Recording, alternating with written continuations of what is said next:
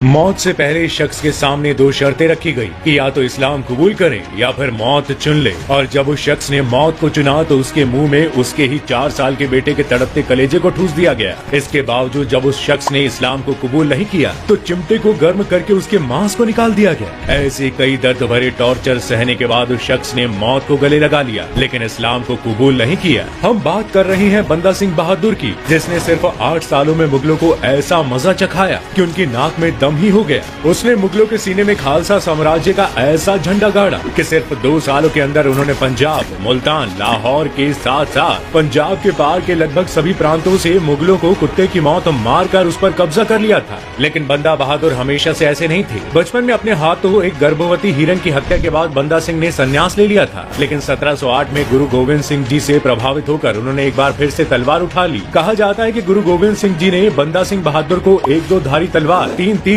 और 5 सिपाही देकर विदा किया था। सन 1708 में जैसे ही बंदा सिंह ने पंजाब में सिखों की सेना की कमान संभाली, उसी समय मुगलों ने गुरु गोविंद सिंह जी की हत्या करवा दी। गुरु की हत्या के बाद सिखों की सेना और ज्यादा भड़क गई, जिसके बाद उन्होंने बंदा सिंह की अगुवाई में समाना पर हमला करके खजाने को लूट लिया। 1709 में ही कुछ टाइम बाद सिखों ने मुगलों के घर यानी कि दिल्ली में न सिर्फ हमला किया बल्कि उसे जीत भी लिया। ये अब तक के सिख इतिहास में पहली बार था जब कोई सिर्फ मुट्ठी भर सेना की मदद से लाखों की मुगल सेना को उन्हीं के घर में घुसकर हराया हो। दिल्ली को फतह करते ही सिखों का हौसला आसमान से भी ऊंचा हो गया था। अब सिख लगातार एक के बाद एक मुगलों के खिलाफ युद्ध जीतते जा रहे थे। इसी जीत के सिलसिले में सिख सेना ने 1710 में सरहिंद पर हमला करके उसके गवर्नर को मार दिया। आज तक मुगलों के किसी भी युद्ध में कोई गवर्नर नहीं मारा गया था, इसलिए इस युद्ध के बाद बंदा सिंह के नाम में 4 चांद लग गए थे। इतिहासकार बताते हैं कि बंदा सिंह ने उस गवर्नर को इसलिए मारा था क्योंकि गुरु गोविंद सिंह की हत्या में उसका हाथ था। इस जीत में सिख इतने ज्यादा खुश थे कि उन्होंने इसकी खुशी मनाने के लिए सरहिंद के पास एक फतेह बुर्ज नाम का एक मीनार बनाया, जिसे आप आज भी देख सकते हैं। सिखों की ये जीत इतनी बड़ी थी कि 1711 तक आते आते सिखों ने